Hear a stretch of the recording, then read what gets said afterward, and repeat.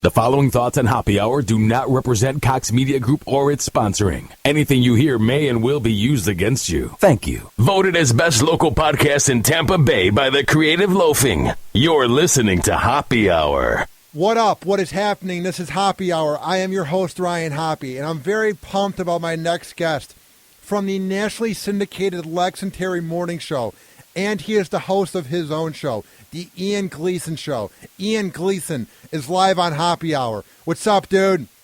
Ryan Hoppe, my friend, I am so excited to talk to you. How are you, brother? I'm doing good, man. It's very flattering that you're excited to talk to me. I listen to you guys every day when I'm at the gym via the app, so it's very cool to have Terry on like 5 months ago and now to have you on the show. I got to be honest with you. I am a bigger fan of yours than you are of mine. What drew you in? To the Hoppe Hour, what drew me in was your pure love and understanding of the medium. And I kind of came about, from what I can tell, came about in this medium the same way that you did. Yeah. So the struggle is real, but it's possible for people like yourself and myself to actually make it in radio if we want to. And I'm super proud of what you're doing right now, because your ability to transcend a style of radio is fascinating for me. So I can't be more proud of the fact that I'm on the Hoppe Hour right now. Yeah, it's weird where I listened to so much like edgy talk radio that wasn't for me when I was a kid, like Opie and Anthony or Lex and Terry or Jonathan Brandmeier, that I basically just became, and there's not a different way to say it, I became like a walking shock jock in high school when I would just insult the teachers and talk demeaning about the cheerleaders because they wanted nothing to do with me. And I look back and I was so hacky, but I believe radio made me the person I am today. And yeah, I dropped the whole shock jock crap where I like say whore and bitch, but I mean, that's the genre I like, hot talk, where it's just people speaking their minds. I think you can sort of tell by my rants. Absolutely, I can. I mean, I've heard enough of your podcast, especially when you're not interviewing somebody, to know that you have a bent, a belief, and you spout it. Because no one wants to. Ian, nobody wants to nowadays. Everyone's uptight. It's ridiculous. And I'll actually go to your point that you made in a podcast, I don't know how many episodes ago, 3 or 4 episodes ago, about how political correctness was actually ruining things right now. And I'll say on some level it's good for us, but I think largely your point was not only dead on, it's actually a mantra that I think most of us should live by. It really is. On some level, it's ruining what we're doing. What's good about it, Ian? I can't find anything positive about fake outrage. What's good about it? Well, as a guy who's involved in media, you know that there's some salesmanship that goes along with an argument. So I think if you're in the business, that's what's good about it. Your business remains strong. And that's essentially it. But you're selling an ideal that's not necessarily true one way or the other. Like, here's an example of when fake outrage today was out of hand. Trump retweets this funny meme with Jeb Bush and his face on it. And the guy's account was white supremacist or whatever. So CNN, Huffington Post, those douchebags, all these accounts are tweeting out, Donald Trump retweets racist account. It's like, I don't think Trump knew what the account was called, Ian. Maybe I'm wrong. Maybe he's this racist scumbag. But I kind of got the vibe that he retweeted it real quick. And to me, that was embarrassing for the media to even make that a headline. Did you see that? I did see that. And by the way, I'll go one step further and say that probably wasn't even Trump doing that. And I'm not going to get super political on you, Ryan, but I will say this. We're being sold a bill of goods as the American public because it's comfortable.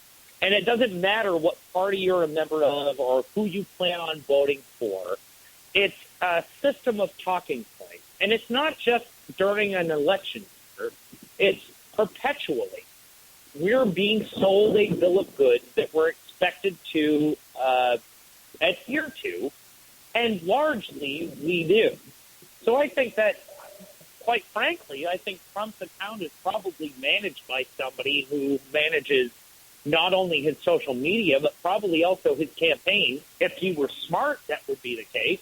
And I think the same for Bernie Sanders, Ted Cruz, Hillary Clinton, Marco Rubio. I mean, that's just the nature of the business that we're in now. And by business, I don't mean you and I specifically on radio or podcasting. I think the business of America is there is a network of people who will sell you an idea, and your job is to either buy it or pass. And then the people say to me, Hoppe, why are you talking about the news that pisses you off? Can't you turn a blind eye? It's like, no, because if nobody says anything, it's just going to keep on getting worse. The fact that I was at the gym today on the treadmill and CNN is talking about a guy's Twitter handle in the political season of 2016, it's a bad sign, Ian. Like, absolutely. I get that we might not have to like Trump, and we don't have to like him. You can love him or hate him. But to throw him under the bus over a Twitter username, whenever I retweet something, I never look at their account. I look at what the tweet says. I'm like, screw the media. It's so sickening. Like, I get you don't have to like Trump. I'm not a fan of him. But I'm going to be even-keeled and not like a douche and throw him under the bus. I bet he doesn't even know how to run Twitter, dude. He doesn't seem like the most smartest guy with that. I mean, radio show Twitter accounts aren't always run by the show hosts. I just thought it was such lazy journalism by CNN. I was like, oh, come on. Ridiculous. That's what puts you and I in the middle. Because at some point, you have to be angered by people who accuse the media of failing the American public, when it's really the American public's job to do their own research. Now, you and I are both a member of the media, whether we like it or not. Now, at the end of the day, there's going to be some level of a slant that we put on something. But our hope is, or our expectation is, that the vast majority of the populace will actually go ahead and do their own research, and they'll take from multiple sources. And I'm not saying CNN is right or wrong, or CBS, or Al Jazeera, or NBC, or Fox, or, list any number of different outlets. None of them are right or wrong. It's all based on personal interpretation. Now, if you want to be diverse in your understanding of how things work, you're going to consume all of those sources and then boil them down to a common denominator. There's A and there's B. But they're going to go so far on A and so far on B, depending upon what the source is, that it's not going to be sensical if you apply it to one network, if that makes sense. And I think, quite frankly, my job on Lex and Terry is to be the news guy. And so I'm offended when people blame the media, by and large, and say that the media is at fault for what we know and what we don't know. No, the media isn't, because I'm a part of the media, and I do my best to just say, here's what 5 sources have told me about a singular issue. I'm not going to cite all 5 sources. I'm just going to boil it down to myself and deliver it in a way that makes sense. But if you want to know the truth, you've got to read all 5 sources on your own. And by the way, probably 10 more than that, if that makes sense. So I think as a media member, and you know this because you're a member of the media, whether you're like, you have a responsibility to give people what they want to hear, but you also have to understand that they're listening to you because that's what they want to hear. If you were spouting completely liberal or conservative bullcrap, then the liberals or conservatives will adhere to what you said. I don't know. It's just, I don't know what to believe, Ian. I'm so confused. I don't know to believe the Huffington Post, CNN, MSNBC, Fox News. The one source I like is the Daily Mail because it's not from America. I don't know what to believe. Sure. I might not even vote this year, and I'm not even saying that to be a hard ass. Like, I'm done. Like, it's just such a joke now. It's like a sitcom, dude. It's not even funny. Like, it's ridiculous. Yeah, well, here's the argument that I make on my podcast. On the Ian Gleason show, we talk about the fact that there's a difference between capitalism and democracy.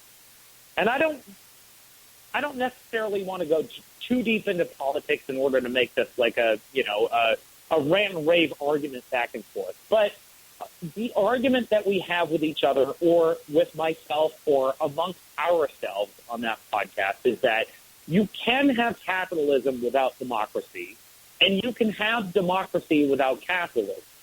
We just so happen to live in a system where we have a democratic government that supports a capitalistic economic society. And so what you have to do is realize that the goal of capitalism is to sell you a product, an idea, a theory, a lifestyle, if that's the way you want to look at it. And then the goal of democracy is to say that everything capitalism has provided to you was a choice.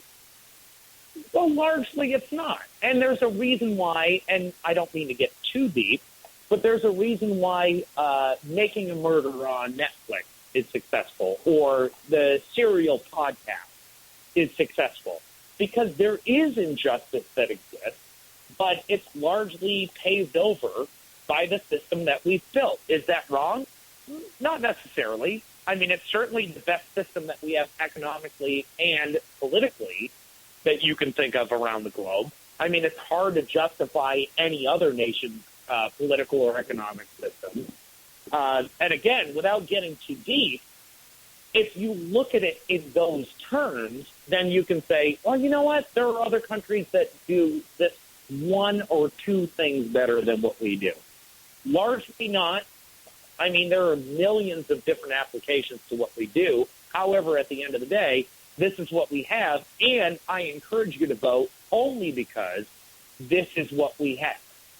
I don't know who to vote for. Matter. Like, I lean on the left side just because for, like, abortion rights and gay rights. I don't like Bernie Sanders. I despise that bitch, Hillary Clinton. I could say worse words than bitch. There's nobody to vote for, dude. Like, I fucking hate her, and I don't like swearing on my podcast. Fuck Hillary Clinton. Like, I despise her with all my heart. Like, she's the female version of, who's the boss on The Simpsons? Mr. Burns. She's the female version of Mr. Burns. She does not give me any good vibes. Well, first of all, I knew I would get you to a place where you would swear. I just didn't think it was so early. But beyond that, I think that here's the issue, though. Here's the my larger commitment to our system is that my belief in the Constitution is no less of a belief of people who are completely adherent to the Second Amendment. Now, I'm all for gun ownership. I don't have a problem with it. I do have a problem with how we implement it. And that's the basis of our argument. So I will vote for no other reason than to say, here's an individual that I want to represent my belief on the federal level to curb gun violence in America. And you can take that for whatever you want. I might be a liberal douchebag. I might be an unsympathetic jackass. I might have no concept of what it's actually like to own a gun and shoot a gun, although I grew up in a place where hunting was fairly prevalent. I have actually shot and killed things. But the argument is, and to your point, the argument is, yeah, there are some people who represent the left who are lesser candidates. And I agree with you. I wouldn't go so far as to say that she's a fucking bitch. But at the same time, I will say that Hillary Clinton is not my candidate. It's not somebody I'm going to vote for. And there are candidates on the right that I certainly would vote for. The problem isn't the candidates that you're giving me. The problem is, how do they best represent my issues? And by the way, anytime anybody brings up gun rights or abortion or Second Amendment, First Amendment arguments, those are all red herrings. And for the people who hate Barack Obama, who I will admit I voted for twice, is he the greatest president of all time? Absolutely not. Would I put him in the top 10? Probably not even that.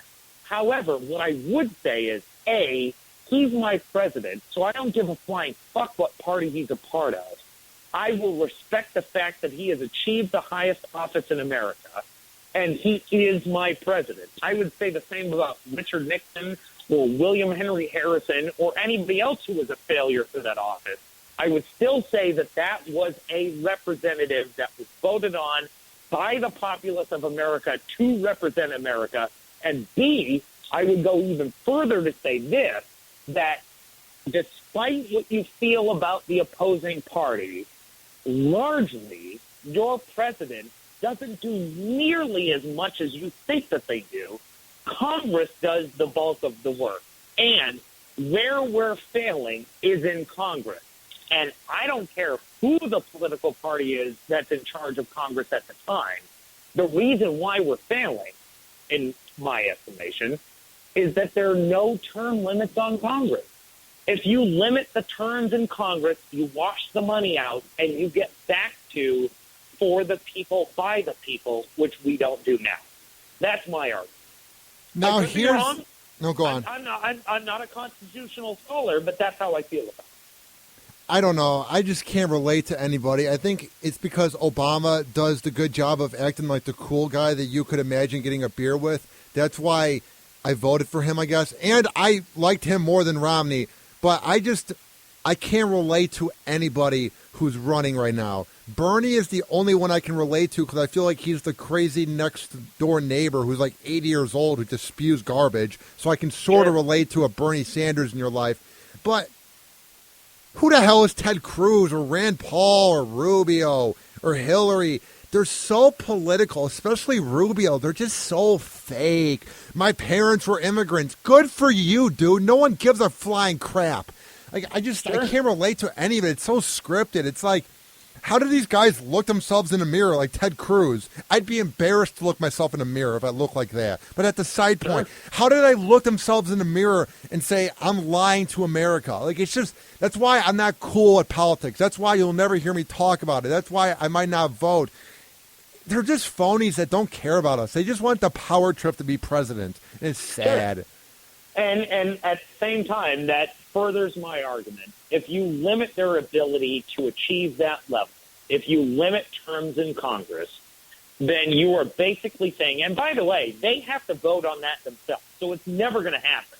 Unless we do some, and this will be a controversial statement, but unless we do some Nazi-esque takeover of the House of Representatives and the Senate, certainly not their politics, but the way they conducted themselves and the way that they were, quote-unquote, elected, until you elect candidates who commit to the idea that they will limit terms, then you will perpetually see a Ted Cruz, a Marco Rubio, a Hillary Clinton, a Bernie Sanders. I have my druthers on who I'm going to vote for. I'm not necessarily going to say I'm going to vote for Bernie Sanders, but I am. Beyond that, though, there's no recourse. There's no recourse for the American public, and I understand your not only consternation, but your flat-out disagreement with the way politics are run in America now. And quite frankly, for people who have told me that they aren't going to vote, and I'm big on America. I may be fairly liberal, but I'm big on America. I am pro-America. I'll wave the flag. I'll, welcome our troops. They're doing the job that they were sent out to do. I don't want to make it sound like I'm ignorant of the way things are conducted on a federal level. However, when people tell me they're not going to vote, I understand why, and I don't blame them for it. If you're not feeling it, don't do it. And it's like anything. If you're not feeling like the girl at the club who is all over you, don't do it. Or if you're trying to get on a girl on a club and she's not into it, she ain't going to do it. You've been in that position before. Oh, many times, dude. I know all about that. Apply that to politics. It's the same thing. If you're not feeling it, don't do it. Or if they're not feeling you, they're not going to invest in you. And unfortunately, that's where we're at congressionally in America now. They're not feeling the people. They're feeling their own idea. And they're supported by people who have a lot more money than we do. You and I are in radio. You know what it's like to not live with a lot of money. Oh, yeah, exactly. I know all about that, dude. What do you call it?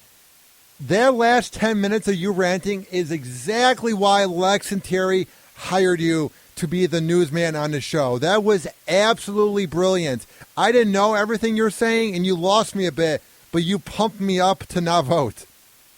I apologize for not keeping you with me, and also beyond that, I want you to vote. So I have failed on multiple levels. But in working in Lex and Terry, that's what happens every once in a while. You swing and miss every once in a while. How do you do your news more prep? prevalent than not. How do you do the news prep for the show? Like, do you talk with Terry via Skype or Lex in person? How do you get the prep ready since Terry's in Seattle and you guys are in Dallas? How does that all go down? So it's a funny story, and I actually have to go back to how I got involved with Lex and Terry in order to answer that question. Yeah. So if you'll indulge me for a second, I'll tell you basically how this came about. But like yourself, I was a big fan of talk radio, and they did a bit one day with two people on the show, and they were trying to decipher who was the dumbest on the show. And they would ask random, fairly easy trivia questions of the people that worked on the show. Now, where I grew up, Lex and Terry were syndicated on a radio station that I listened to. I moved to Brooklyn, New York from the place that I grew up and got their podcast. I continued to listen to them, and I started a pub quiz game at a bar in Brooklyn. And so it was all question and answer. One day they did this bit where they were trying to figure out who was the dumbest on the show, and I found the email of the producer of the show, emailed him and said, I do this trivia thing. It's very similar to what you guys did on the air today. I would love to provide you with questions. I'll even host it if you need me to, whatever you want. But it seems like you're sitting on something here that is different than what other radio stations are doing or big shows are doing. The producer said no. He basically said, yeah, it sounds like a good idea, but I think it's a little too heady. I don't think they'll go for it. So I wasn't going to take no for an answer. I found Terry's email address and emailed him and said, here's the idea that I have. Your producer said no. I really think this is something you could do. If you're interested, hit me up. If not, then I basically run out every ground ball that I can. But I want to be a part of radio, even if it's just me helping out. I don't have to be on the air. Terry said, yes, let's try it. And if it works, we'll do it once a month. And that's essentially how I got involved with Lex and Terry. They bought it. It worked really well the first time. And we did it once a month on a Friday for 2 years. And every once in a while, I would slip in an email and say, hey, listen, I'm having a great time. It sounds like listeners are responding. It's, you're enjoying it. I'm enjoying it. If there ever comes up an opening, I would love to fill it. And so this went on like for years, essentially years, of me just suggesting that if they lost somebody or they needed to fill a hole, then I could do it. And eventually there came a day where a guy was leaving for whatever reason, and I didn't necessarily fill the shoes that he had done. He was more a bit guy. He was a street guy. But they had lost a news guy in the process and hadn't found an accurate fill-in. And so during the interview, they asked me, can you do this? What do you do? What do you bring to the table, essentially? And I said, well, I can do this and that and, blah, blah, blah. If you want a news guy, I'll figure it out. I knew nothing about it. Absolutely nothing about it. The end of the interview, they said, is there anything that you want to throw in that might, make the difference one way or the other? And I said, yeah, I will go out on the street and make out with a homeless man if that's what it requires for me to have this job. However, I'll certainly make sure that the news role is filled. That had always been a prevalent part of their show, and because they were lacking that, and they had just lost their bit guy, they were looking for somebody who could kind of do a dual role. And it turned out that my news ability, which I had to learn on the fly, I didn't know it. I read newspapers and watched television news for the most part, but I had never done that on a production level. They bought my ability to actually do it, and they kind of accentuated my hiring by accepting the fact that I would go out and do stupid street things, which I did for a while. And then once I became comfortable in that environment and once they understood where I fit into things, I became the predominant news guy to the point where now, largely when content is lacking or they're looking for a more relevant daily bent, then they rely upon my news. And it's stuff that I figured out of necessity, but that's essentially what I do. What is it like when after years of trying to get your foot in the door and you keep giving them great material with Pub Quiz, what is it like when you finally get hired by Lex and Terry? It's magical. And by the way, here's here's a little-known thing that I actually don't talk about on the air. I was hired to do the job on the 16th of December from Brooklyn, New York, and my start date was the 9th of January in 2012. So I essentially had 2.5, 3 weeks. I had an apartment, a girlfriend, a dog, roommate, furniture. They said, we want to take a risk on you. You can go and live with Lex for as long as it takes for you to find an apartment, which, by the way, his house was gorgeous. I mean, these people were making money. They're very serious in the radio network world. Go live with Lex until you figure it out. And my goal was to get up on my own feet as fast as I could, probably sooner than I should have, although I made it work because I've been there for 4 years now. But I basically told my wife that I had lived for 7 years in Brooklyn, hey, I'm leaving. And by the way, I'm leaving my furniture, my dog, my girlfriend, my roommate, my apartment, pretty much everything I know to take a gamble on moving to Dallas, Texas, a place that I had only spent 2 days in my entire life before I actually worked here. And they made it comfortable enough for me to be here. They believed enough in me that they wanted me to be here. And I believed enough in myself that I was going to leave everything I knew behind. And it obviously worked because I'm still here. Isn't it weird when you take that big of a risk? Because when I was doing freelance radio in Chicago, what happened was I got hired by Rover and I had to move 6 hours away to Cleveland to work on the biggest show there. And then after things happened there, I then moved from Cleveland all the way to Tampa. Isn't it weird how when you get out of your comfort zone, it's great, but during the process, you are scared as crap? It's absolutely terrifying. However, here's, and I know your listeners are very loyal. I listen to your podcast. I see the comments that are posted about the show. So I know them to be loyal people.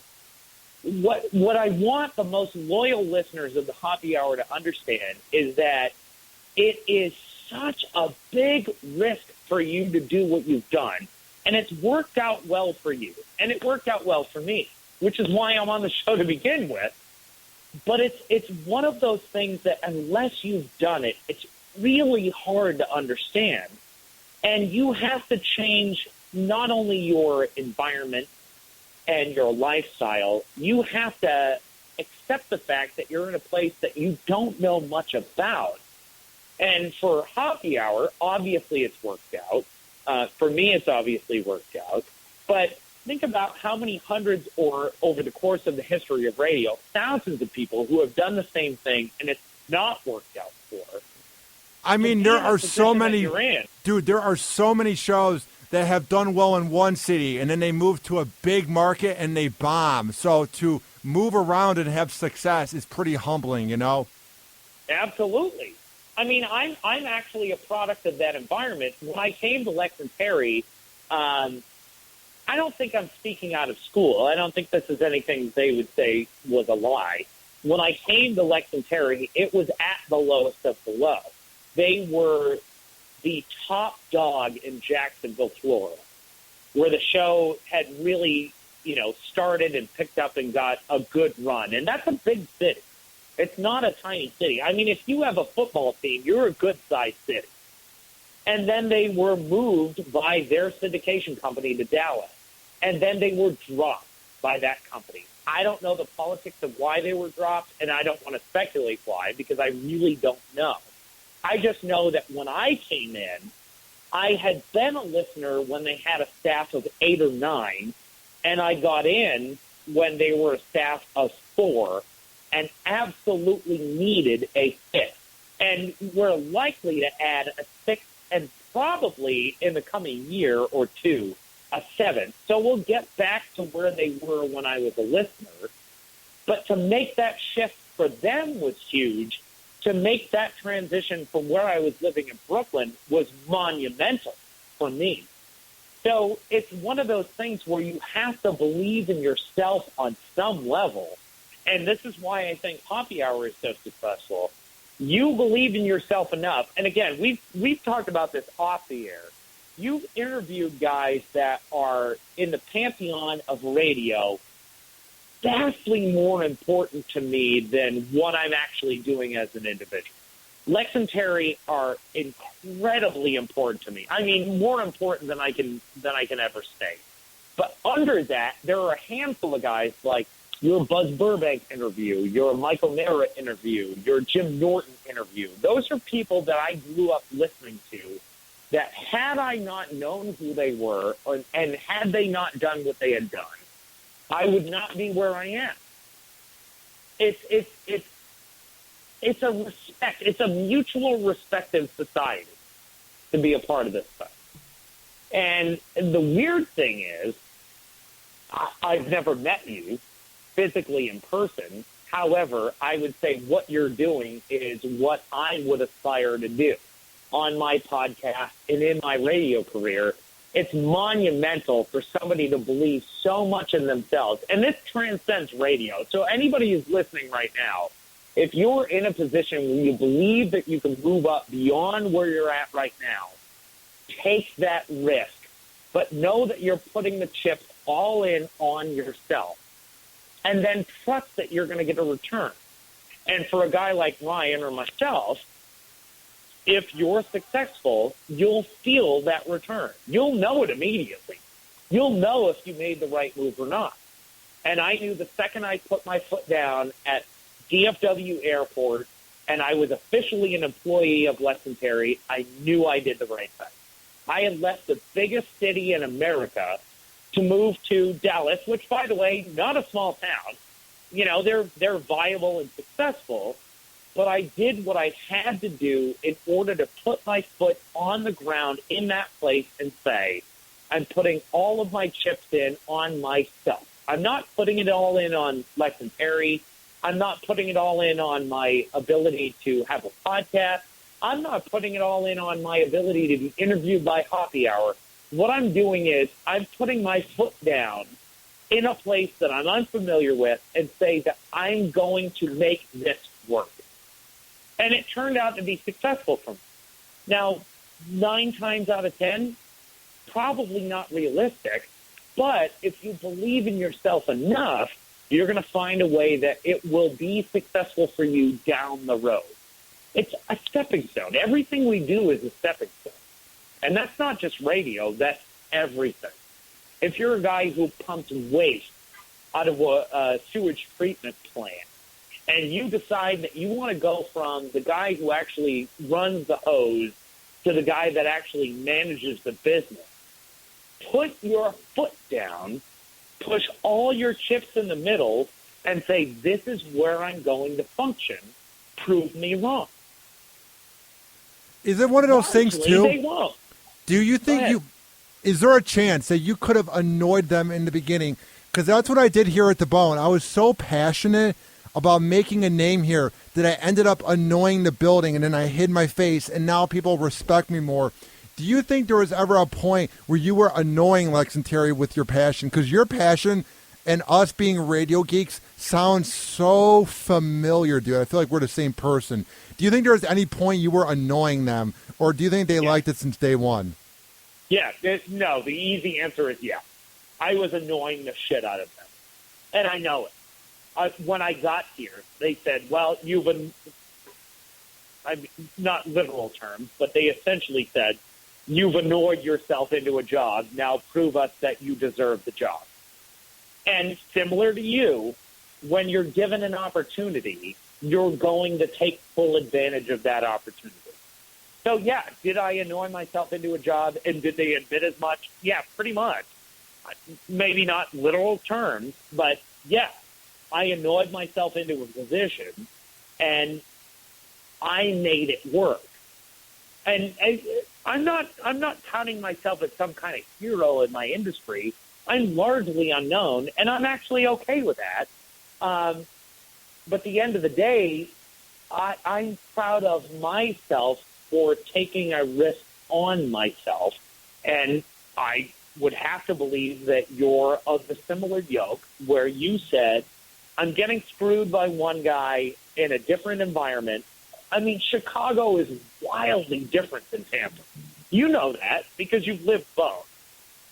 But for people who live in, like, Arkansas or Nevada or, Utah or Wyoming, they may not have taken that risk on themselves. And here's my overall argument.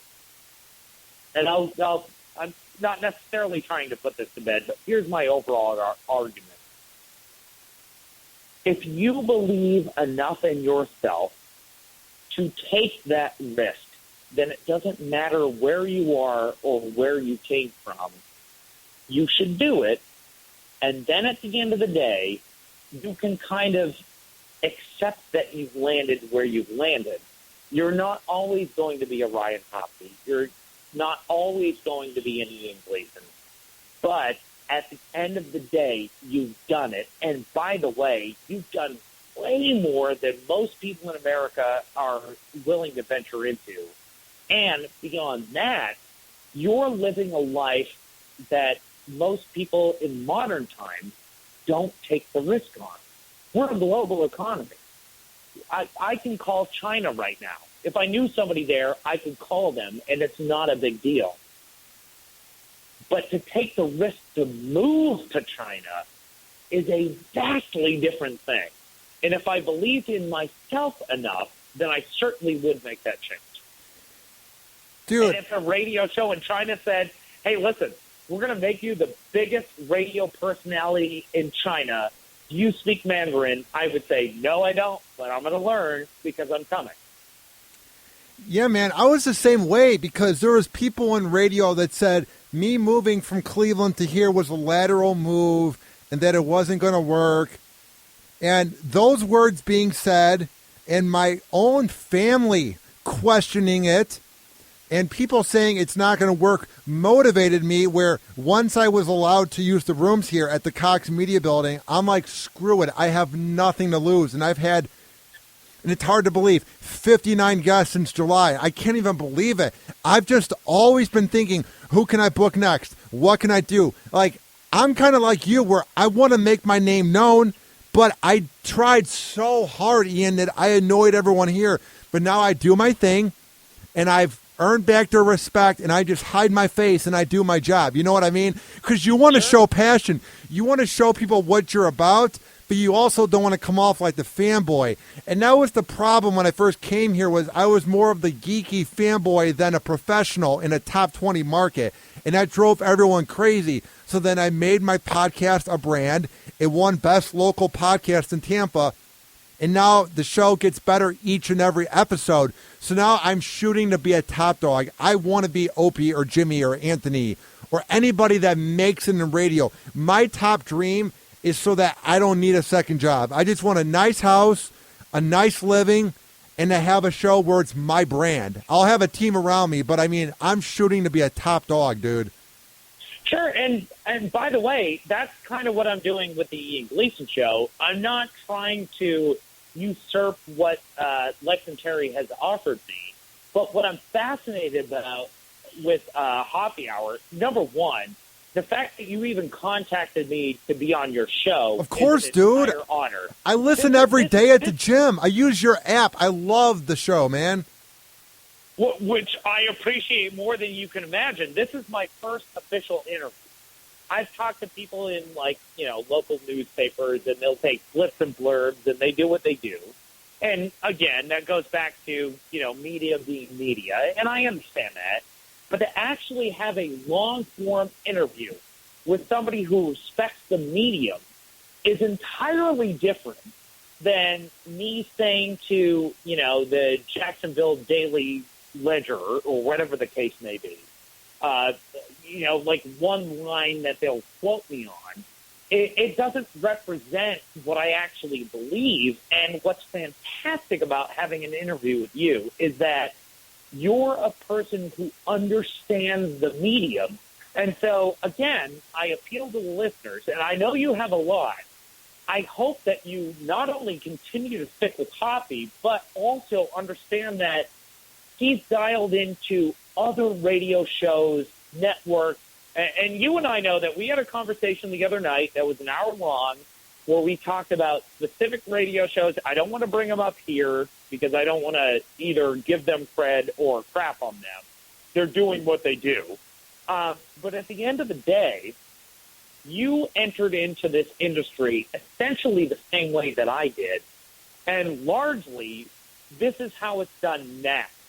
It's very different than how it was done in the 20s, 30s, 40s. I mean, radio has changed and morphed and become a thing that is, it's difficult to pin. However, if you get the in, if you actually make it work, and you've proven it by the guests that you've had on your show, you are vastly more successful than I've ever been.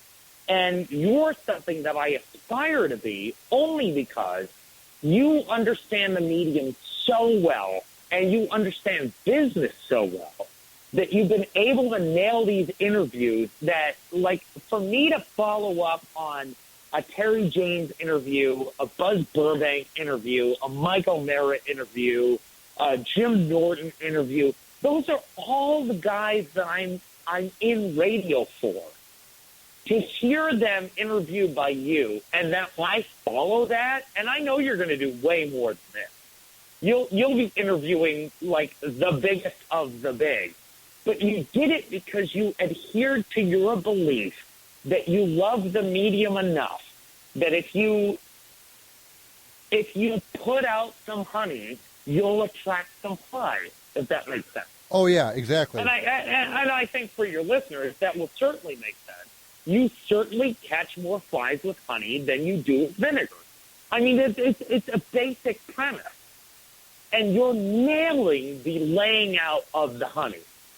You're getting the interviews that you want to get. And by the way, it doesn't matter what your interview style is or what you talk about or what topics are. We've already talked about everything. We've talked about radio. We've talked about politics. We've talked about, entertainment in America at large. Those are inconsequential. It's intangible shit, if you don't mind my using that term. It's just, stuff that exists. The actual practical application of what you're doing is vastly more important to not only the medium that you and I both exist in, but it's also more important to the people who, are truck drivers or are people who are picking up garbage or people who work in a public school, or they'll hear this and realize that there's a possibility that their dreams are more attainable than they believe them to be, so long as they believe in themselves. And you and I are a prime example in that. And I will give you all the credit to say you are light years ahead of what I'm doing. And I've been doing this or at least trying to get into this, since 2002. I remember when I started listening to Don and Mike and when Lex and Terry came into my life. It started in 2002. Now, we're in 2016. So it's been that long of me aspiring to be this thing. And I would assume, because you're younger than me, it probably took less time. However, you've been exponentially more successful. And quite frankly, I'm in awe of what you've been able to do because you had a goal and you pursued it there was no other option but success. And you're nailing it, man. You're absolutely nailing it. Dude, I have no backup plan. I mean, I'm thinking about I want to get into business. I didn't go to college. I went to a radio trade school. I went to a community college. Like, I'm not saying this is all I have, but that's why I am so hungry to make it. And that's why I want to make this work so badly is I want to have it be like I'm Lex and Terry or I'm Opie or I'm Howard where I'm one of the big guys. I mean, this is what I've wanted to do for so long that it's like I have my eye on the prize. And now with social media, it's so easy to reach out to people. It's amazing. Sure. Mm-hmm. You just send out one tweet. You just send one tweet to Mike O'Mara. Want to come on my show? He goes, yeah, I'll send your info to Rob. Like, it's amazing how 5 years ago that wasn't even possible, dude.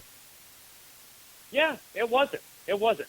It certainly is easier on another level. However, I would say that the hunger is very different than it was like a decade ago.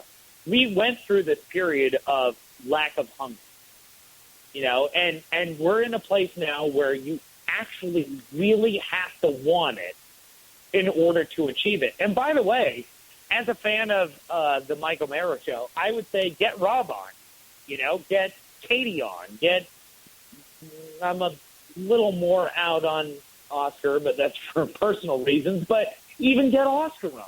I mean, anybody who represents anything that you do, who knows what you do better than you do, and by the way, by a large extent, the bigger argument is bring in people that know things better than you do, but accept that they know things better than you do. And that's what makes the Hoppe Hour so fascinating to me, is that you bring in people who know better than you, and you acquiesce to the fact that they know better than you do. You're not coming off as some kind of liar or poser or, you know, an individual who doesn't understand the medium.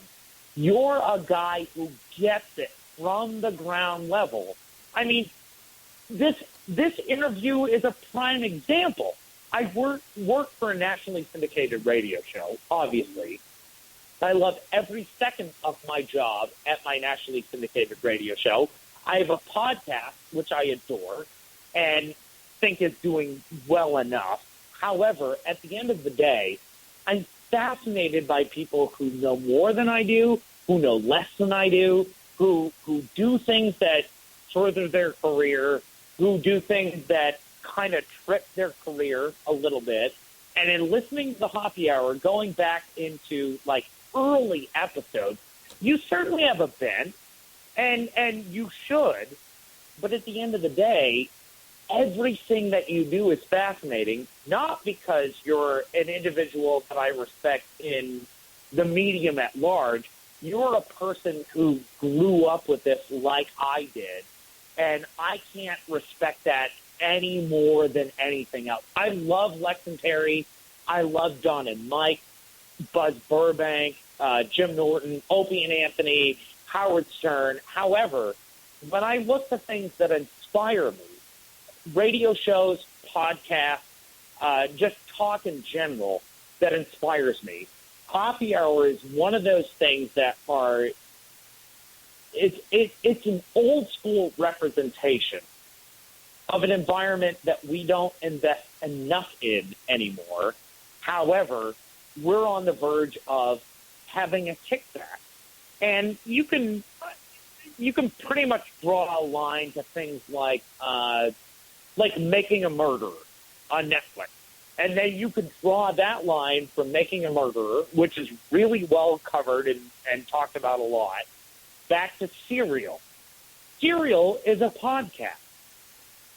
And by the way, that podcast is an extension of This American Life, which is an extension of a radio show.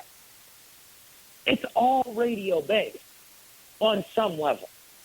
I mean, the things that we would consume. Now, if you're talking about, like, you know, sitcoms on NBC or CBS or whatever, that's different. That's TV-oriented. However, those all draw a line back to, like, I Love Lucy or the Jackie Gleason show, or there's a heritage to it. There's a history to it. And what you're doing, as far as I'm concerned, is nailing the history of every medium that's been made available to us since the dawn of mass communication. And by the way, it's ironic that it's never gone away. Yeah. There's a reason. Everybody keeps saying the radio's going to go away and it's going to disintegrate. It's like it's always going to be around. It's always going to be in the car. Everyone's going to always have it. It's how does radio adjust with the times is what I'm going to be very patiently waiting to see. You know what I mean? Sure. And here's a very minimalist and probably ignorant question. But the question I have is, what happens if there's a doomsday scenario in the U.S.? You're going to turn on your TV? There's no TV. It doesn't happen. It's going to be hand crank radio. Exactly. I mean, this is very, like, I'm a product of the Cold War. I grew up during the Cold War. So it was largely like duck and cover in elementary school, which, by the way, during a nuclear attack, that's not going to help you. But where I grew up, it wasn't going to happen anyway. It didn't matter. But we did duck and cover drills, and then we did hand crank radio drills. How is that any different now than it was then? If there is a catastrophic issue, it's still going to be hand crank radio. I mean, that's the only way you're going to get it. It's put out in the ether. You don't need a picture screen to tell you what's going on. You need something that you can actually crank in a bomb shelter. And I know it sounds like me being completely, cataclysmic in my thoughts. But at the end of the day, there's no other medium that is going to transverse the ether like radio. And even then, I know I'm being fatalistic, but I'm certainly not being inaccurate. I mean, the people who are listening to you now, whether they know it or not, they're radio listeners. They're radio people. You have in your pocket P1. You and I know what that means. Yeah. They may not know what that means, or some of them, probably do. But at the end of the day, it's the P1s that we rely on to get the message out. So if there's a nuclear attack, let's just say, and this is me, making weird, broad speculations on things that are very unlikely to happen. But it's way more likely than, a volcano that's going to kill humankind. It's way more likely that we have a nuclear fallout than it is, a volcano that kills the dinosaurs or comet or whatever the case may be, whatever you believe.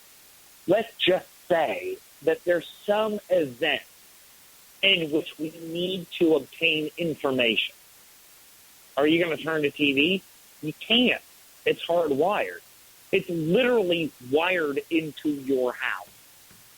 Radio uses radio waves. Hoppe Hour will turn from, an interview with a douchebag in Dallas to, okay, here's what we have to do. Here's how you protect yourself.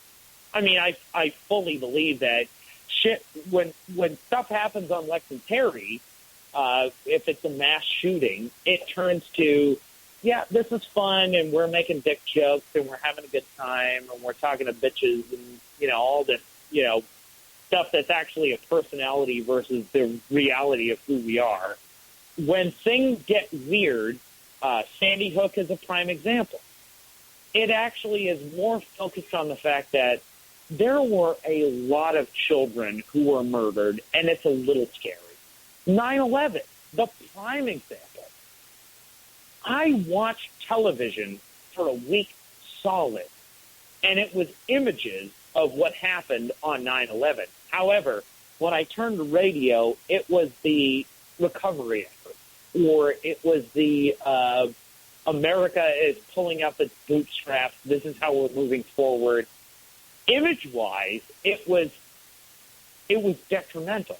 And again, that's completely capitalistic. It's a network who's capitalizing on whatever circumstance exists. Radio, on the other hand, and I can cite a source that you may or may not be aware of, 1010 Wins in New York. It's an AM station, 1010. 1010 Wins in New York went to pure coverage of this is what we need. It was a national emergency. It was an event. Who knew what was going to happen? And this was on the heels of, Waco and Oklahoma City. I mean, who knew what they were going to do at that time? It didn't matter where you lived. And I was 21 when 9/11 happened. So I was absolutely terrified. And I watched the television coverage, and they perpetuated terror. And yet when I turned to radio, which towards the end of that week, by the way, I don't know how old you are or how much you consumed of it, but it was so wall-to-wall imagery that I turned to radio, and I think a lot of people did, and on radio they said, here's where we're at, here's where we're going. It's a universal medium. So whether you're actually, and I think the glory of the environment that we live in now is that it's not all like purely radio based, but what you and I do when we do podcasts and when we talk about ethereal ideas or our political leanings or even who we interview, it's more based on the idea that we want to be present in our time as opposed to be scared by an idea that is essentially predicated on images for the most part. If we weren't imagistic, then we would not be a society where porn is so successful. Porn is all images. If you played me audio of porn, I'm not that fascinated by it. You actually play me images, all right, it's a little different. I'm not necessarily going to say I'm going to buy it, but if you tell me that this is the way things are and, hey, listen, here's a chick with, no clothes on, okay, cool. Yeah, maybe I'll buy it. I don't get people that buy porn, dude.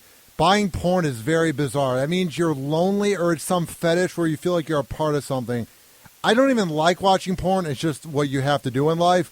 I don't get people that have to pay for it. I'm like, really? With all the websites out there, you can go on Pornhub and watch a 50-minute video. Why are you buying it in 2016? Sure. I don't get it. And I use it as a poor example because the example was that it's visual. But you're also essentially articulating my point of capitalism versus democracy. Democracy allows you to see porn. Capitalism forces you to buy porn. And in a democratic society, you actually really don't have to pay for it if you go to the right place. And by the way, I'm a married guy with an attractive wife. Porn to me had represented something that at times made me happy if I needed it to exist. But in my, present state, I'm with you. I largely don't care. It exists, and I'm cool with it existing. But again, that's an even further argument of capitalism versus democracy. You can say that, well, there are a lot of people who in America are very anti-porn. They are offended by it. And those people will never listen to the radio show that I work on. And even though my podcast is much softer than that, probably won't listen to that either because they know where I work. But at the end of the day, that's a means to an end, and that's capitalism. Democracy only gives them the umbrella to offer. It's not something that is, if you think about America, 319 million people. The people who consume porn are probably on the low end, believe it or not. So you wash that out, and then you say, okay, well, that's not your thing. You're not going to do it. All right, good enough. But they're certainly aware of it because capitalism allows it to exist.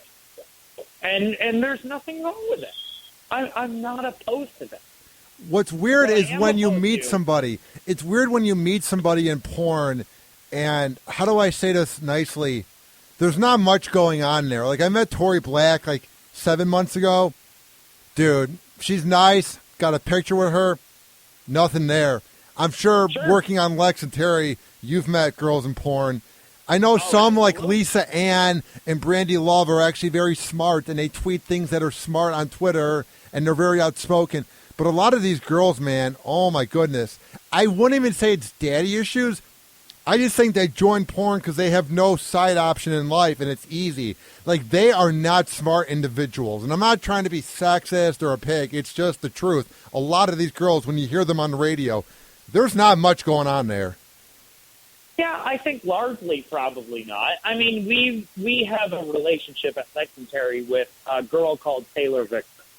She's very attractive, all natural. She's come into the studio and just, taking her shirt off. And largely, and you know this, being a radio guy, largely it's like, okay, all right, cool. Like, you don't have a shirt on and you're natural and attractive, but it's not, it's nothing I'm going to write home about. And I think that's where, as stupid as this sounds, I think that's where the basis of American politics should exist.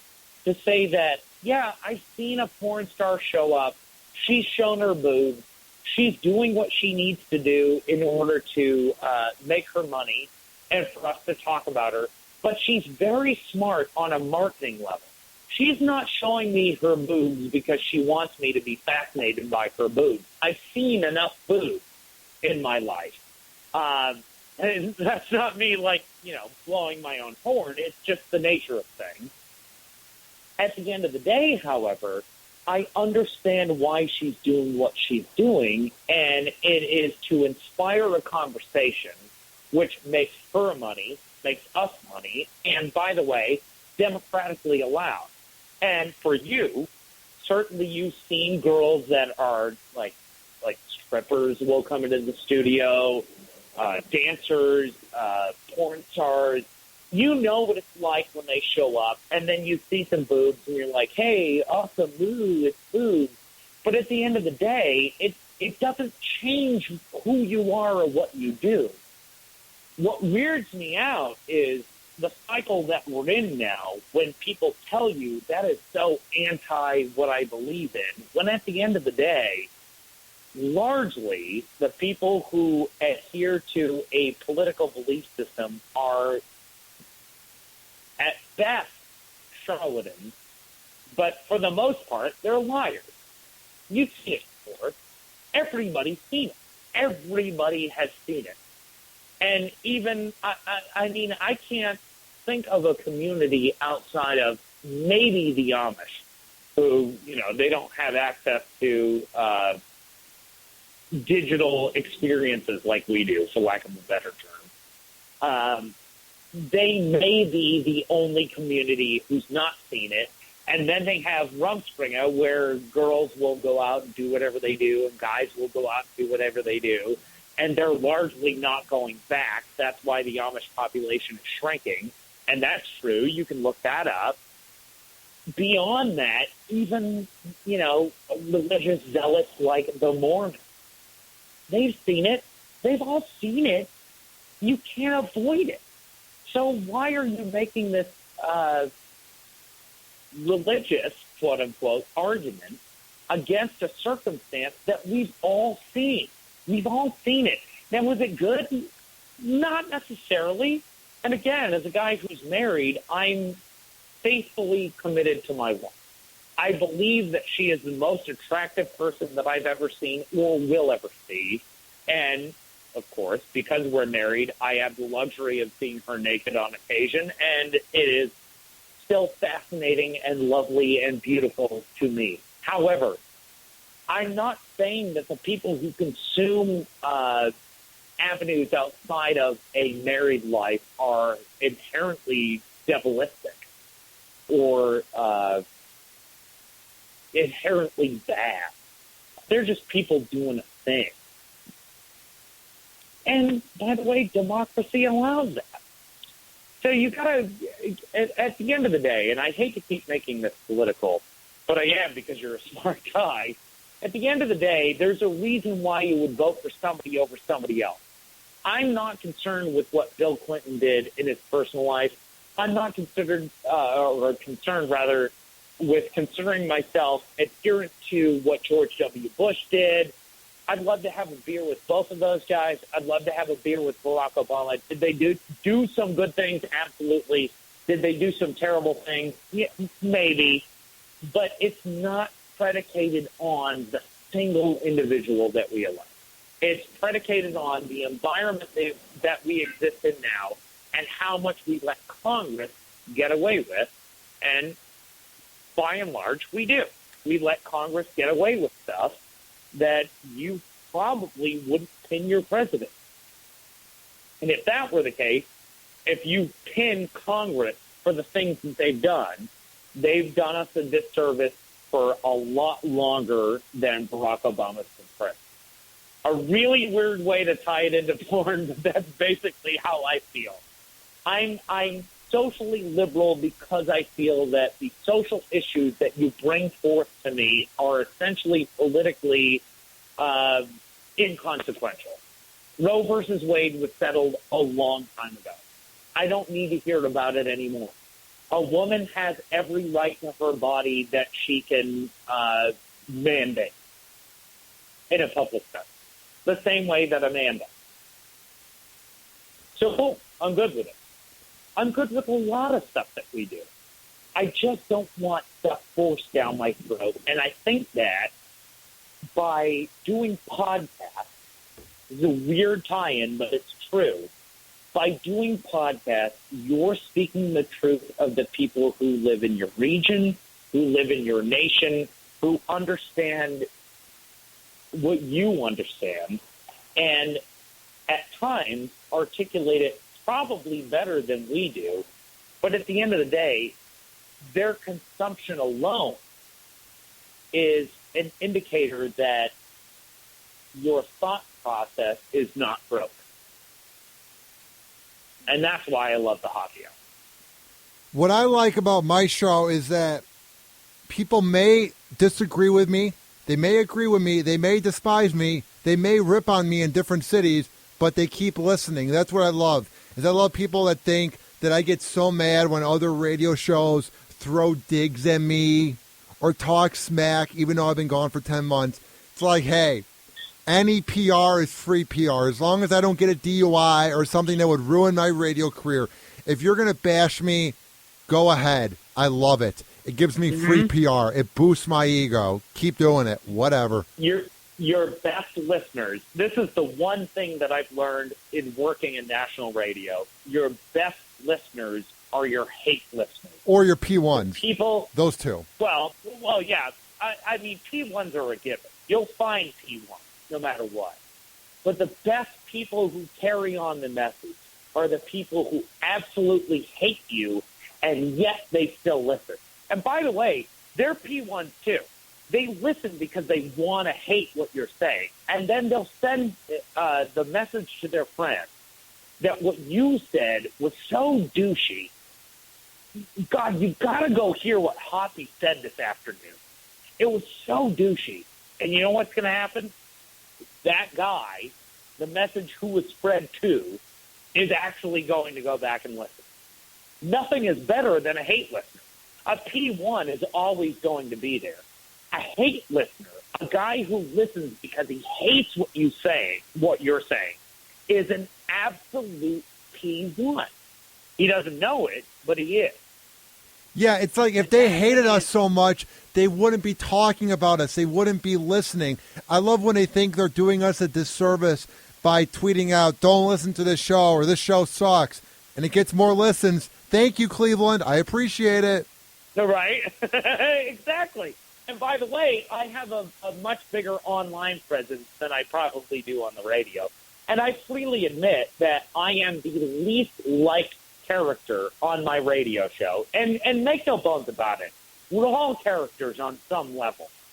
I'm not spitting all of the truth of my everyday life on the radio. Well, you can't, because radio fans are insane. Radio fans are crazy. You can't give your life out there to a point, you know? Absolutely. But when you say something controversial, somebody's going to tweet about it, or somebody is going to post it on Facebook. And you know what that garners? More listeners for you.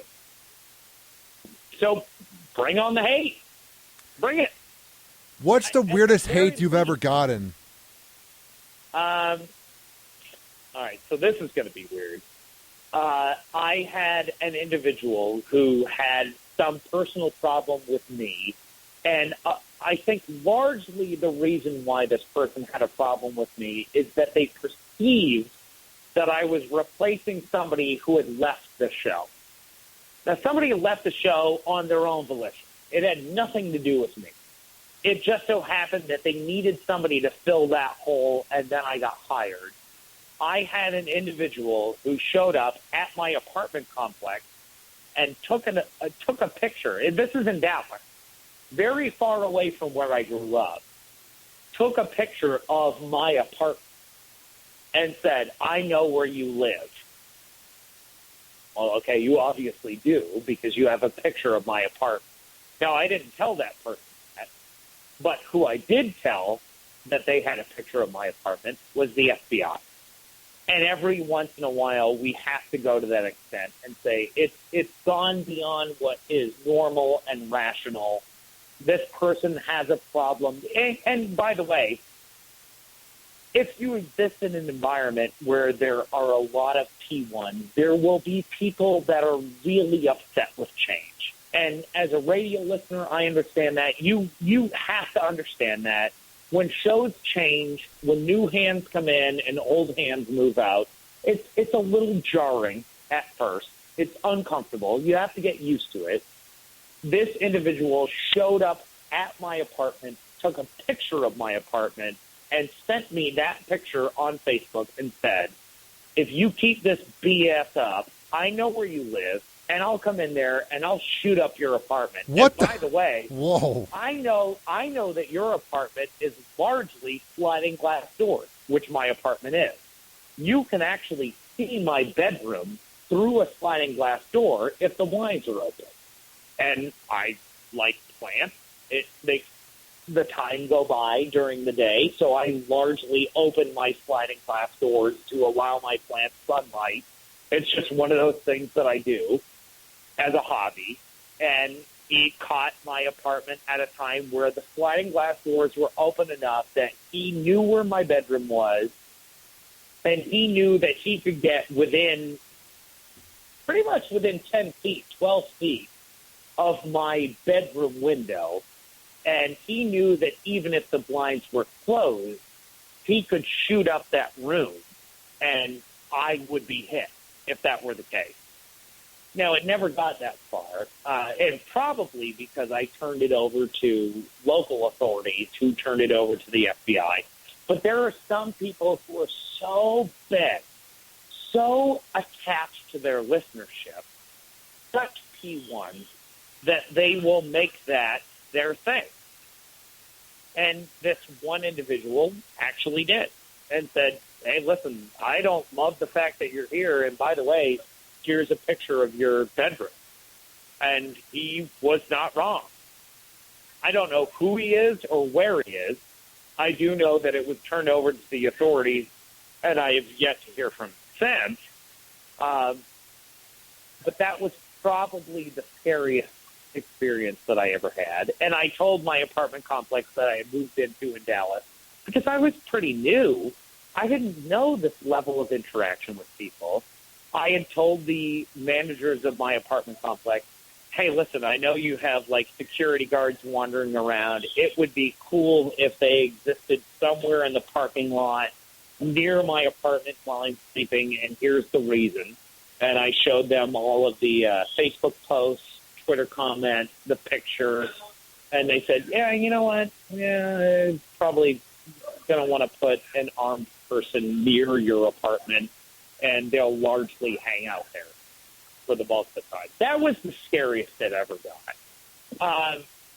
There have been times where people have said things about my wife, about my family in New England, who almost never comes up on the show, almost never come up on my podcast. But I have reason to believe that they know enough about it that it makes me nervous. But at the end of the day, am I going to stop doing what I'm doing? No, I'm not going to let you show up at my place and take a picture of my apartment and say, hey, listen, I can get to you if I want to. Okay, cool. Well, anybody can get to me if they want to. And it's at the end of the day, yeah, it's scary, but it's not going to stop me what I'm doing. Yeah. And I earned a perspective. I earned a place in this thing. Am I the best at it, and do I belong in it? Not necessarily. But at the end of the day, if I'm going to allow everybody who says something negative about me to get to me on a level where I say, you know what, I'm way in over my head, then I'm going to quit, and everything I've done has completely lost its motivation, its perspective. I've ruined my career by allowing an individual to say or do something negative. But to me, that was probably the scariest day of my life when I saw a picture of my bedroom when I wasn't even at home. Yeah, that's creepy as hell, dude. That's messed up. Sure it is.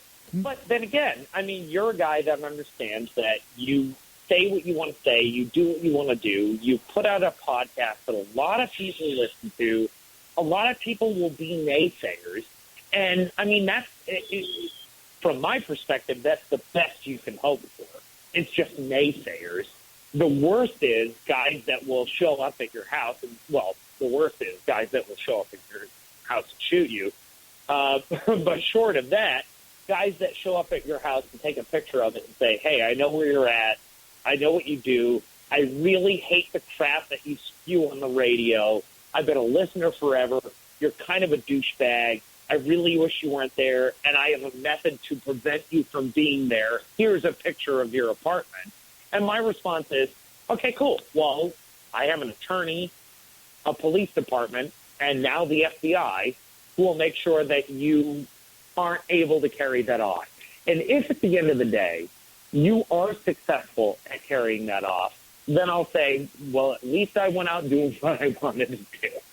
I mean, there's no other way to look at it, if you think of it. And that goes back to what we were talking about earlier.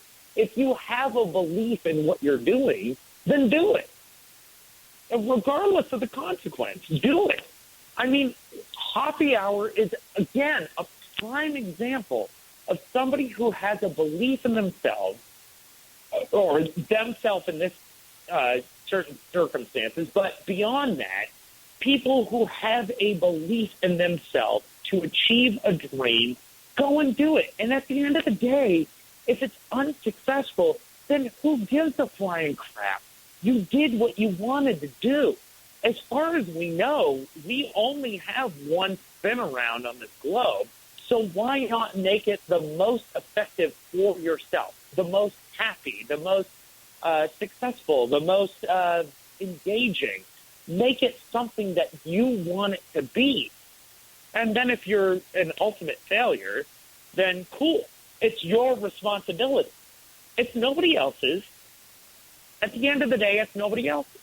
And if you're a garbage man and you've always wanted to be a garbage man, I keep harkening on to that not because I would diminish that career. It's just something that is a routine thing that we all take for granted, right? So if you're a garbage man and that's what you've always wanted to be the best goddamn garbage man. Be the best radio personality. Be the best accountant. Be the best data analysis. Or whatever the fuck it is, just be the best at it. And if you want something better or you want something different, we only have a couple of spins of the Earth around the sun, so why not be that? And quite frankly, the reason why I listen to Hoppe Hour is because that is that. You are the personification, and I'm not trying to blow smoke because I'm already like an hour and a half into an interview. I'm not trying to blow smoke, but to me, I'm inspired by you because you wanted to do a thing. You started doing a thing. I can't imagine it was easy, but you've been incredibly successful. And I can only believe that Hoppe Hour will become much more successful than it is.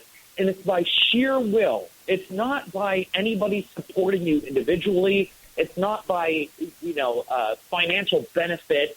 It's an individual who has said, I want to do a thing, who is not only doing a thing, but succeeding in ways that I think in the beginning you probably didn't even believe you were capable of doing. Yeah, it's weird. I've always had the passion and the idea for what I wanted to do, but it was just I had so much controversy about how I was annoying people here at the Bone that I just hid my face, and I'm like, okay, I want to show people what I can do besides being the annoying, goofy fan. So then I just began booking people in different cities, one best local podcast, and it's hard to believe it's been 59. You're my 60th interview, Ian. You're number 60. How honored are you? Hell yeah.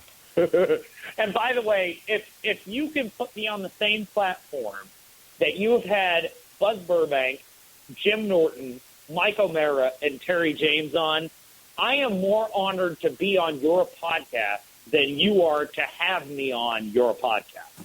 I think the fact that you're interviewing me is not only a fluke. I can't wait to actually have you on the Ian Gleason show. Oh, hell yeah, dude. About it. You're in terms of the podcast world, you're much more famous than I am. You're nailing this. And by the way, you have to admit, on some level, this is sheer Hoppe will. This is you doing you. It's not acquiescing to the people who have told you no. It's proving those people wrong. Am I right? Yeah. I mean, because I have so many haters, I have nothing to lose, dude. Nothing. And you know what? There is so much liberating about the fact that you absolutely have nothing to lose. And that's why I'm in radio to begin with. That's why I'm talking to you. And that's why you've been so successful on your own. You know what you're doing, dude. Yeah, man. So where do you want to see yourself in 5 years? Like, what's your goal? What a loaded question. I know, everyone gets so surprised. Whenever I ask anybody that, they're like, oh, wow, Jesus. I want to stay with Lex and Terry as long as I can. I understand that this is a finite thing. They're older than I am. Their career speaks for themselves. In the pantheon of radio, Lex and Terry are a thing, and Ian Gleason is not. I am a part of something that is so much bigger than myself that I still don't understand it. I really don't. And I've been a fan for more than a decade now, and they've been around for 22 plus years. So I hope 5 years from now I can take the role that I have on the show and make it much more active and help move it into more markets, just make it more successful. At the end of the day, though, I also realize that at some point these guys are going to want to retire. At some point, they're not going to want to do Lex and Terry anymore. It depends on what their decisions morph into. From a personal level, I'd like to see the Ian Gleason Show podcast expand and do some more stuff and turn into a thing. The problem is once you commit to this career, you're kind of locked into it. It's really hard to go back. I had a theater background. I worked for medical, in New York, I worked for a medical college. In Maine, I worked for a private cardiology practice. So I guess if I had to, I could go back to that. But in 5 years, I don't see myself going backwards. I see myself taking my experiences, the things that I've learned from Lex and Terry and Don and Mike and Tom Likas and Richard Norrie and Bob and Tom and like all the stuff that I've listened to, and then turning it into my own thing. I don't want it to necessarily be independent. I would love to stay with Lex and Terry. If they're around in 5 years, unless I'm fired, I will be with Lex and Terry 5 years from now. If I am fired or, they decide they don't want to do it anymore, I'm hoping to turn it into my own Hoppe Hour, essentially. I'm hoping to turn it into basically what you're doing. Is it realistic? Not necessarily. The funny thing is I'm on the inside of it, and I have no faith that I can actually make it my own thing. But at the end of the day, is that what I want? Yeah, probably. I mean, it would be nice to have like a Tonight Show version of a podcast and then make it, successful from there, functional from there. And if not, then my hope is to reattach myself to another entity that is as successful and then kind of keep moving from there. If not, listen, I'm going down with a ship. I'm not leaving this thing until they tell me to let go. Do you think Lex and Terry have seen the improvement and the passion you have shown over the last few years on the show? Like, what have they said about you, like, to your face? Oh, another loaded question.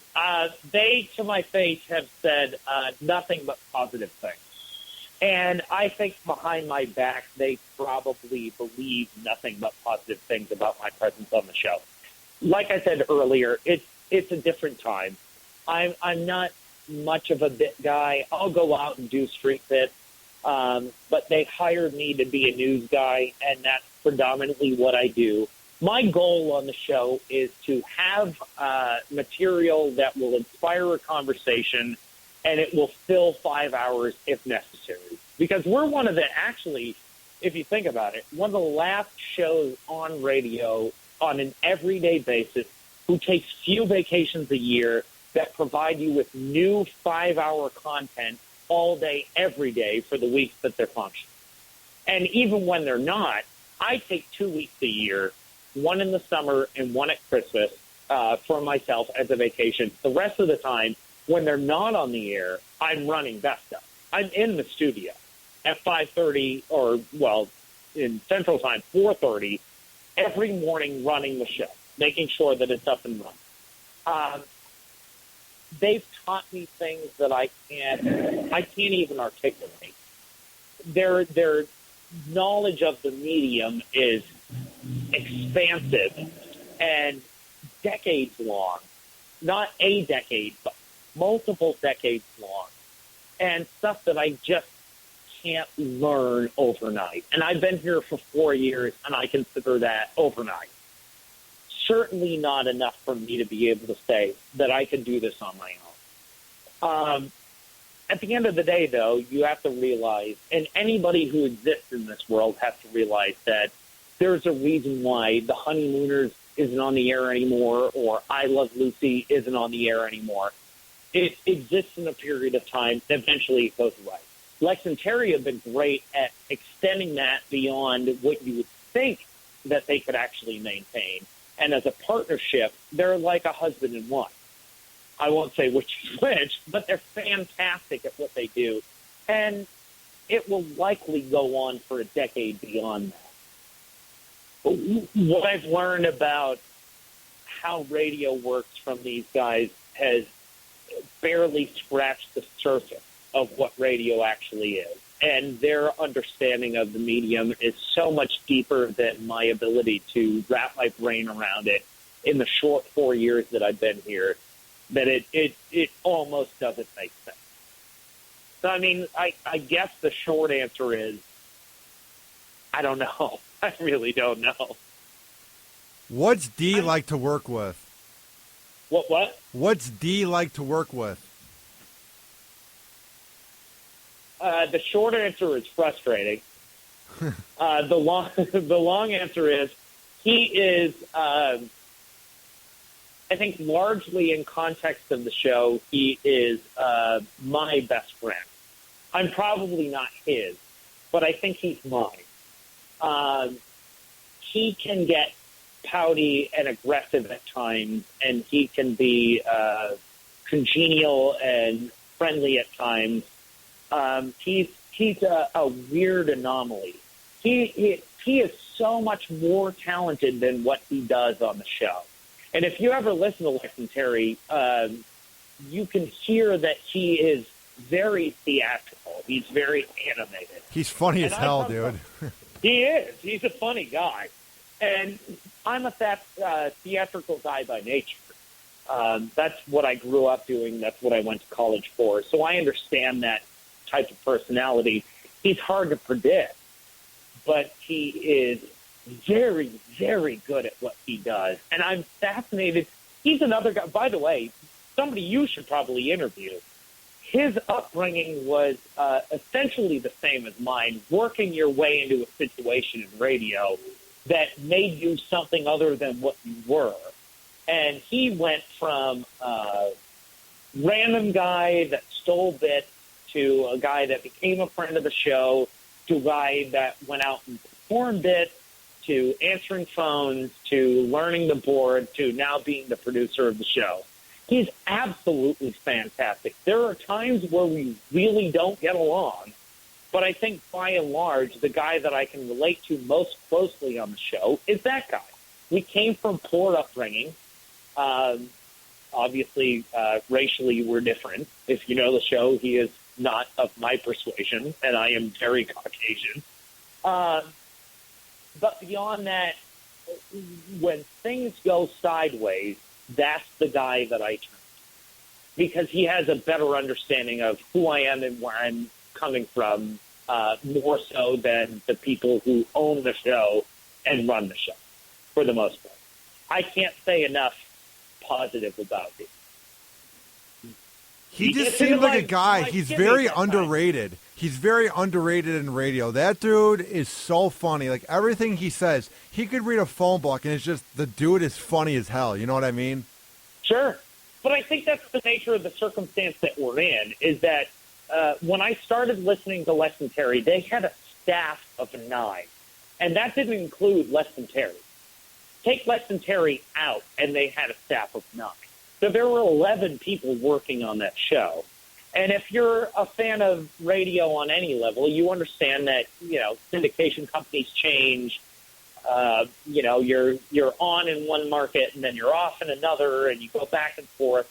And Lex and Terry had worked themselves into essentially a corner where they said, well, the only way we're going to be able to survive is to do this on our own. And I came in at a time where they were essentially bare bones. We're at 5 people now, and it absolutely takes 5 people to run that show. A show that big, a nationally syndicated show, cannot do it without 5 people. Dee runs the board, Lex and Terry host the show, Sarah screens the phone calls and runs the cameras, and I do the news and then, add whatever content that I can when the news is light or when content slows down. You can't go less than that. I mean, anybody absent is tangible. And we actually had a week this week where Terry was in on Monday and Tuesday and half of Wednesday. Lex, unfortunately, was in the hospital. Lex came back on Wednesday, did the other half of the show when Terry was out, and then Thursday and Friday, Terry was gone. And so Lex carried the show.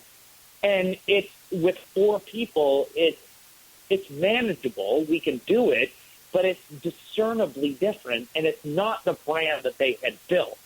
And they're very good at making sure that this thing is functional and up and running, but it's not what it would be when all 5 complements are there. You add on other personalities, and it gets better. You go less than, like, the 5 primary personalities.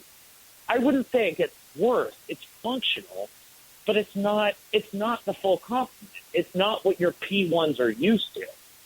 And you want to mitigate that. You don't want your P1s to feel alienated by who's on the air at any given time. If you're a huge Terry fan and Terry is out, then it's a day that you're kind of like, that's not awesome, or similar to Lex or even Dee. Sarah and I are kind of, we're accents to what actually goes on the show. But sans 5 people, it's a smaller product. It's a harder to sell product. It works and it's sellable, but it's not what people are coming to listen to. Now, when they were at 9, yeah, you could lose a guy or two or a chick or two, depending upon who it was, and the show will go on and it will be fine. And it goes on now when we're missing somebody, but to think that we can carry it off with less people changes the dynamic. If you have 9 and you lose a person, the dynamic is essentially the same. If you have 5, it's a little different. It's a different game. It's one of those things, too. What I like about Lex and Terry is, yeah, they're edgy. Yeah, you guys can get, I guess, offensive towards certain listeners, but you guys have changed with the times, and you're not doing the same hacky radio crap from 20 years ago. That's what I like about your show, is you guys changed with the times. Wouldn't you agree? Like, I feel like adding you to the show added some, like, I wouldn't say smartness, but it just makes the show different. You know what I mean? It's not the same tasing somebody, Sure. It's hard for me to take myself out of it because I know the show before I was there, and I know the show with me being there. But I don't go back and listen to the show now. I mean, I used to listen to the show before I was on it, and now I can't stand it. And it's largely because I can't stand to listen to myself. But I will say, to Lex and Terry's credit, the reason why they're still viable after 22 years is because they will change with the time. They're willing to keep up with what people are talking about. And by the way, people's opinions on the show and their personalities change with the time. I remember listening to the show a decade ago, and Lex was, and hopefully I'm not calling him out, and I hope that you'll actually have him on your show to dispute this, but there was a time when Lex would be on the show and would be incredibly sexist and would fit a specific time period. And by the way, his comments were accepted and successful. Then he wasn't saying anything that other people weren't thinking or feeling. But 22 years ago, Ryan, was a really long time ago. And things have changed since then. So I would say my presence on the show has, it may have upped the level of intellect on the show, but that's only because they tasked me with a specific goal and said, here's what we want you to do, provide it for us. And that's what I do. And when I go afoul of their original desire for me to be a part of the show, they correct me, and then I move back in that direction. Make no mistake, the name of the show is Lex and Terry. It's not Lex and Terry and Ian. It's not Lex and Terry and Dee and Ian. It's not Lex and Terry and Dee. It's not Lex and Terry and Dee and Ian and Sarah. It is the Lex and Terry Morning Radio Network. They built a thing that I'm privileged to be a part of. However, I will say that, yeah, it has changed over time, probably out of necessity because times have changed. And they hired a guy, myself, to get in there and do what I do, and they gave me a specific directive. And when I go afoul of that directive, I'm corrected, and then I put it back into the context of what built that brand to begin with. It's very rare that that happens. And there are times when, in commercial breaks or when we're not on the air after the show, that we have arguments. We have epic arguments. But we also realize that we have 4 other people who are a part of this process and then yourself to rely upon.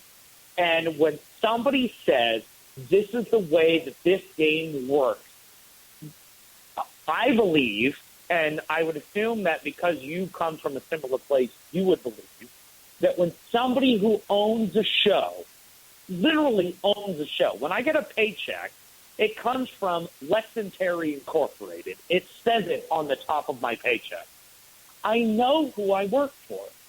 So when they tell me this is the way we do things, I accept the fact that this is the way we do things. It's just the nature of the business. Now, at some point, speaking about what we were talking about with the podcast, if we wanted to have our own shows, we would assume that we would run them the way that we want to run them. You run your podcast your way. I run my podcast my way. However, I've learned incredible things from these individuals, and they still employ me on a nationally syndicated radio show on a daily basis. So when Lex or Terry or Lex and Terry or even Dee, who is technically my boss, says, this is the way we do things, I will do it. And I think the reason why they have longevity is because they'll accept the fact that the times have changed and they will hire people who will adapt to that change. However, they will not sacrifice the brand at the end of the day. And if you look at examples like an Opie and Anthony or Howard Stern, Opie and Anthony is probably maybe a weird example to use right now because the whole, Anthony stuff that he has going on. But it's, or even a Bob and Tom. Bob's like, yeah, I'm going to bow out. So, it is what it is, but I'm done. I'm going to bow out. Well, how is Bob and Tom changed? They haven't, really. You had a guy that bowed out, but the brand is established. The brand exists. If you maintain your ability to morph with the times, then you're essentially either assuring longevity or you're telling an audience that we're leaving you behind and then they're not going to follow you anymore. The brilliance behind Lex and Terry versus, if I could use an example of Don and Mike, Don became so disenfranchised with what was going on with the show, and it wasn't even really the show, it was more his personal life. He had issues. And it wasn't even necessarily, anything that he did. His wife unfortunately passed away. Things got weird. He just didn't want to do it anymore. It changed the face of what Don and Mike was. He decided, you know what, rather than completely sacrifice the brand, I'm going to give Mike an out, and then I'm going to boot because everything is different, and I'm unhappy, and it's non-functional. No slight against him. There was a personal reason for him doing that, but when those circumstances existed, it changed the face of the radio show. With Lex and Terry, they have yet to experience that. And they might somewhere down the road where something goes so sideways that it changes the brand. But I think the brilliance of Lex and Terry and the reason why I wanted to work for them more than anybody else was I don't care if you're losing stations. I don't care if you've gone from, 40 markets down to 20 markets down to 12 markets, which, by the way, we're bigger than that. But I'm using that as an example. The reason why I want to be a part of this brand is because you're adapting to the times. And I think conversely, and you can ask them, and I guarantee Terry will come back on, and if you invite Lex, he'll come on too. And or Dee or Sarah or anybody else who's involved with the show, they'll tell you that the reason why the show has succeeded for as long as it has is that they have a knack for adaptation. It used to be a really dude-heavy, Tom Leykis-esque show where it was, and I don't mean to get too inside, but I'm sure you know who Tom Leykis is. it used to be witches are doing this and dudes and blah, blah, blah. And they didn't have like an opposing view. And at the time that the show had started, that didn't matter. That's what the show was built on. Nowadays, you have to conform to an idea where you can essentially attract a larger audience, and from a male-heavy show, bringing in a female audience is important. And when the guys on the show go afoul of what would be a female perspective, there are individuals like myself who are sensitive to the idea that America is one big country that is built of multiple different types of people from different races and genders and blah, blah, blah, to say that, I don't know if I agree with that. And I'm willing to get into an argument with my bosses on my show in order to represent a perspective that may be left behind, and therefore give that level of the audience a voice on the show and continue to keep them listening. Whereas if you applied Lex and Terry in 1992 to 2016, probably not going to work. But if you apply the staff of Lex and Terry in 2016 to 2016, there's no reason why you're losing listeners. There isn't. And do we run afoul on occasion? Yeah, certainly. Could I be stronger at times? Absolutely. Could the owners of the show temper it down at times? Yeah, absolutely. They know that. I'm not saying anything that isn't realistic. I'm certainly not breaking ground on things that are, not Radio 101, for lack of a better term. And the reason why they exist 22 years after the show is because they understand their place in things. They get that they need to adapt. And that's why not only am I a proud member of the show, and it's, again, the smallest staff they've ever had, and I could not be more thankful to be there, but their ability to adapt to the times is the reason why a morning radio talk show exists 22 years after they started. They know what they're doing. And if they didn't, I wouldn't be here. Dude, you have like the same radio mind as me. It's like very weird. Like I feel like we're like long lost like radio brothers. It's very odd. I don't know how to describe it. It's just the same passion and the same mindset you have. I feel like it's me. You know what I mean? Oh yeah. We're kindred. Like I said, we talked for an hour the other night, and we're kindred spirits. We're talking about radio shows that I think a lot of your listeners, and first of all, I know you have loyal listeners, but I also believe that even the people who just check in on you once in a while have an understanding that you know the business. And you and I were talking personalities and radio shows and a lot of stuff I don't want to bring up here, but yeah, we're kindred spirits, man. I mean, but we're also of an understanding, and correct me if I'm wrong, Ryan, we're of an understanding that America used to be something different than it is. And I'm not saying that I want to, go vote Trump because I like a guy who, speaks his mind or whatever. I'm not trying to make it political. But when we talk about radio shows that exist now, they have their feet firmly planted. And we brought up other shows, some shows that Lex and Terry compete with. But they also, similarly, have their feet firmly planted in the past in saying that our job is to deliver a nonstop stream of entertainment, and it's much, much harder than I think most people realize to talk for that period of time. 5 hours a day, 5 days a week is really hard to do. And you can use Bob and Tom as a prime example. They went to largely recorded material. Everybody will admit that they largely relied on comedians to come in and essentially do their routine.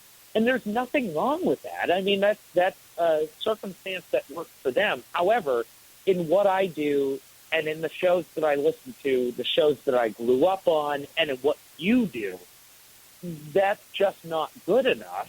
You want to be perpetually interesting. And that is old school. It's so funny how old school it is, but even with Stern is not doing the 4 or 5 hours live 5 days a week that he used to do. Some of it's recorded. Most of it's, sans other personalities outside of Robin Givens. I mean, he's jettisoned a lot of people that have helped him get where he is. And I'm not faulting him for it. He owns that show. That's his show. But at the end of the day, it's just not what it was. And to have a conversation with somebody like yourself who respects what this used to be, and by the way, what this will likely be again. If you look at radio trends, it's gotten much, much more successful in the last 4 years than it's been in the last previous, 2 decades almost.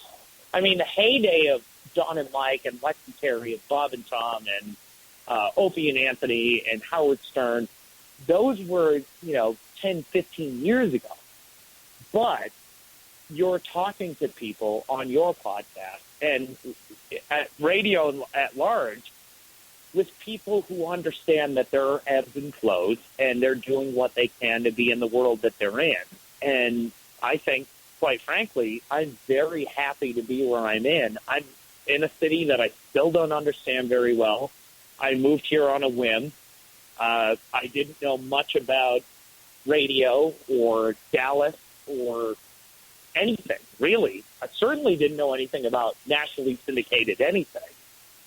But at the end of the day, I made the right decision because I believe in the medium more than the show that I'm on, and I believe in the show that I'm on more than people telling me that it's a dying breed, if that makes sense. Oh, no, dude, for sure. I just don't think people give Lex and Terry or 102.5 The Bone or that type of genre enough credit. Everyone just throws it under the bus and says it's easy radio. It's no, that type of radio puts in a lot of prep, dude. It gets overlooked. It's ridiculous. A lot more than you would believe. And I'm on the show, I would say that outside of Sarah, the girl that we have that screens phone calls and runs the cameras and stuff, she's doing a lot of technical stuff behind the scenes. So she's not vocal on the show that much. But she is doing a lot. Her job is to be present in the moment when the show is going on. Everybody, and D too. I mean, he, runs the board and produces the show. He has to play a dual role. He has to propagate some content on some level, but also run the board. So everybody is divided. But people think that I go home at 11 in the morning Central Time and then just, lay around and watch movies and take naps and hang out with my dogs. That's not what I do. There are 2 or 3 hours a day that I'm actually pulling news stories and working and getting things ready for the next day. I go in at 4:30 in the morning. The show doesn't fire until 5:15, so I have 45 minutes of pulling even more news. I have to have things up to date, ready to go. I have 8 sources of news pulled up on my computer all day, every day, and I'm checking them constantly propagating the news. It's not this show up for 5 hours, talk about random crap, and then high five and go home. And beyond that, I get emails and text messages from everybody on the show all day, every day about here's a good thing we can talk about tomorrow. Here's an idea. Here's something that happened in my life. Can we cover it? Does it fit in? It's not. And again, I'm coming from a place where I made the move from theater to radio because I respected and loved radio and was living in New York when theater had started to fall apart. It was 2008 when I graduated from theater school. The economy was in the process of collapsing. theater was going away. Entertainment at large was going away. So I had to find a way to ensure that my career would be entertainment-oriented, if for no other reason than to essentially make good on my graduation from a theater school. And so I found this medium, and it was much, much harder than I thought it was. And it's way more work than I ever thought it was. And I grew up being a P1 of all these shows that I've been talking about and that I'm a part of. But at the end of the day, I absolutely did the right thing, and I will work 20 hours a day to ensure that the show that we put on a Monday through Friday basis is entirely successful and hits everything that they want it to hit because they're my bosses. And then, by the way, they've offered me a platform to have a podcast that I'll go in on a Saturday and work all day to make sure that podcast is successful just because I don't want to give a crappy product. And if you're a P1 of anything, anywhere, ever, you understand what it doesn't even actually have to be like a radio program. If you're like a Bieber fan or a Led Zeppelin fan, or you're a big Beatles guy, you know what it's like to listen and re-listen and listen again to hear the differences in the same stuff that they produced years and years ago, but you do it because you love the medium. And I think that's where we're at. Now, where can people find your show? Because I like what you're doing, and you remind me of a young Buzz Burbank. You have an opinion, and you can read the news. First of all, that's the biggest compliment that I've ever received. I've been a Buzz Burbank fan for decades, so I appreciate that. If you want to find the podcast, which, by the way, I'm hoping to get you on soon. Hit me up whenever. I'm down whenever. I definitely will.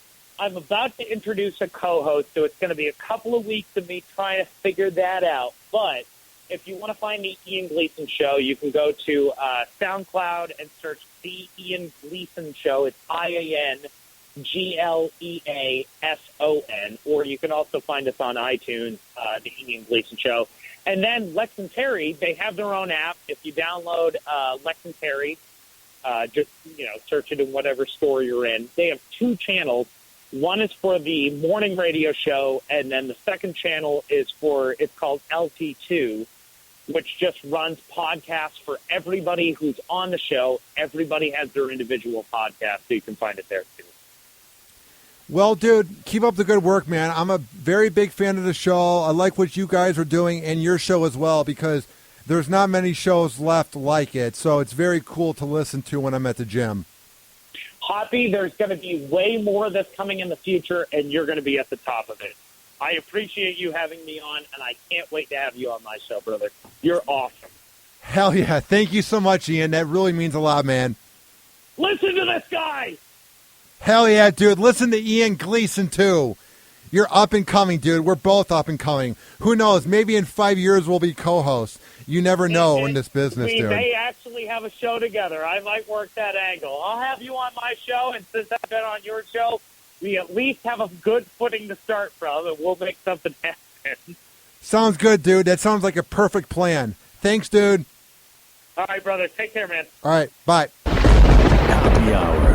Hoppe Hour. This is an official broadcast of Hoppe Radio. For more info, check out hopperadio.com and hoppesworld.com.